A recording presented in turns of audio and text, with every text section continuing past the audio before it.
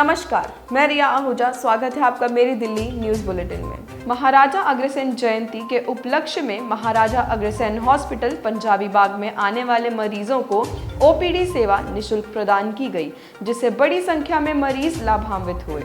Maharaja Agrasen hospital charitable trust के प्रधान सुभाष गुप्ता, महामंत्री नरेश एरन, प्रवीण गुप्ता, कोषाध्यक्ष अनिल अग्रवाल, चिकित्सा निदेशक डॉक्टर दीपक सिंगला सहित अन्य पदाधिकारियों एवं ट्रस्टी भाइयों ने महाराजा अग्रसेन जी की प्रतिमा पर माल्यार्पण करते हुए उनके दिखाए रास्ते पर चलने का संकल्प लिया। पश्चिमी दिल्ली के सबसे प्राचीन विजयादशमी महोत्सव का भूमि पूजन समारोह लाला लाजपत राय दशहरा स्टेडियम पंजाबी बाग में विधिवत संपन्न हो गया। प्रतिष्ठित समाज सेवी सत्यनारायण गोयल ने भूमि पूजन एवं पंजाबी बाग क्लब के कोषाध्यक्ष पंकज अरोड़ा ने सनातन धर्म ध्वजा का आरोहण किया।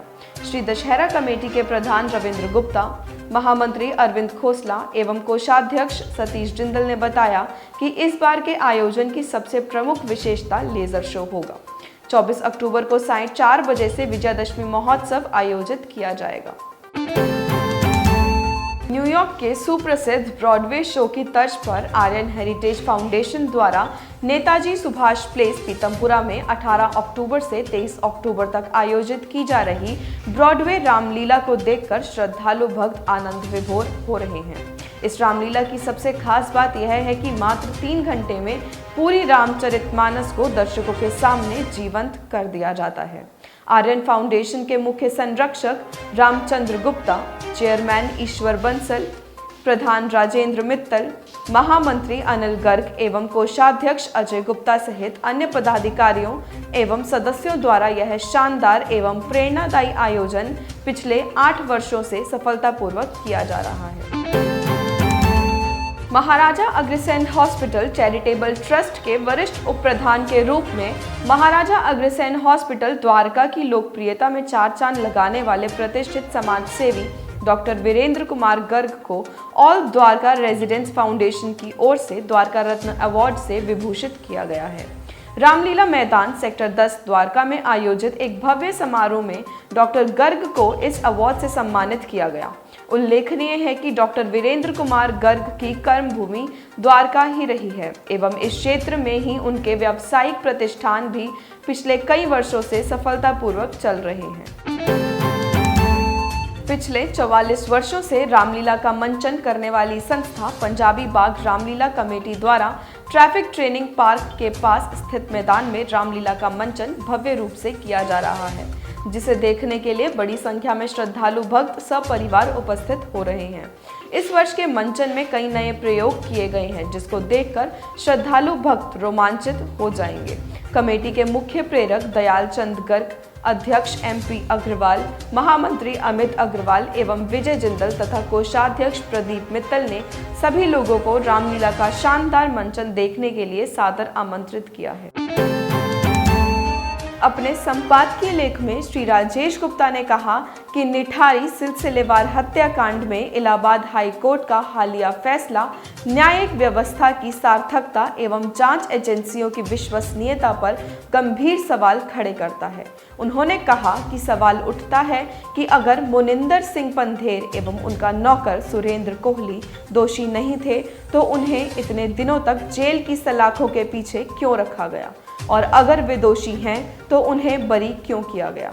आखिर इसके पीछे निचली अदालत ने किन ठोस सबूतों के आधार पर उन्हें फांसी की सजा सुनाई थी।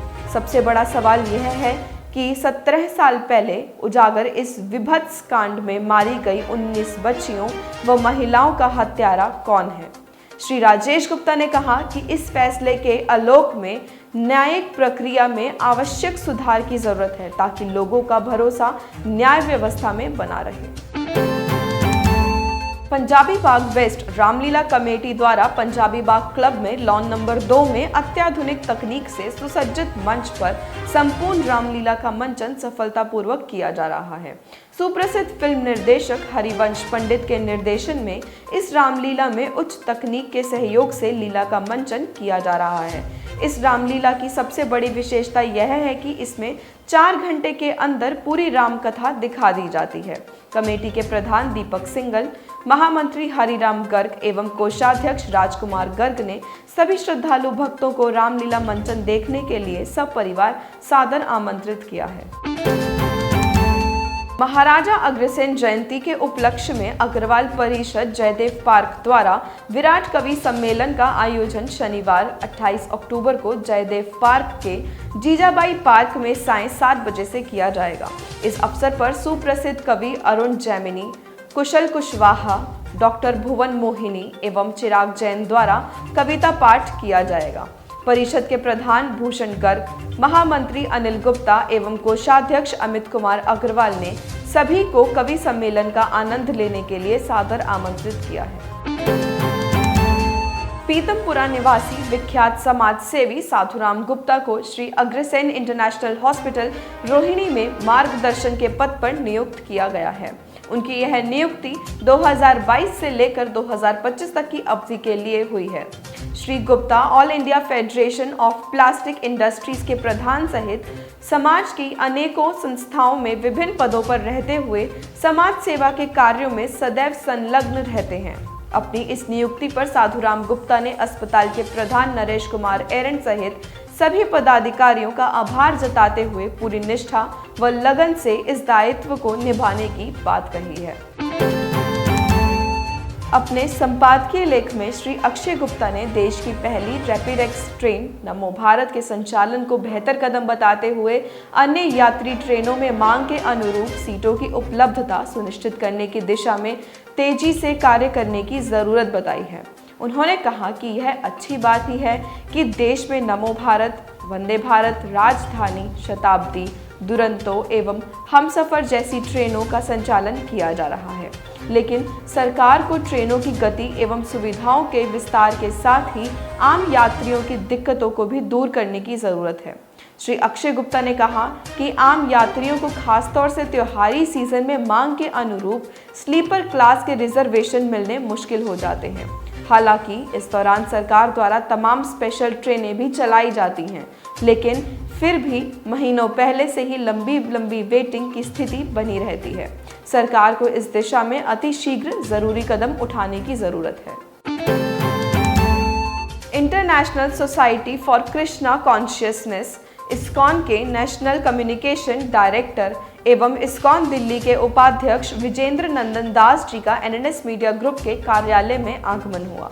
इस दौरान सीएमडी राजेश गुप्ता, डायरेक्टर अक्षय गुप्ता एवं तन्वी गुप्ता ने उनका स्वागत किया।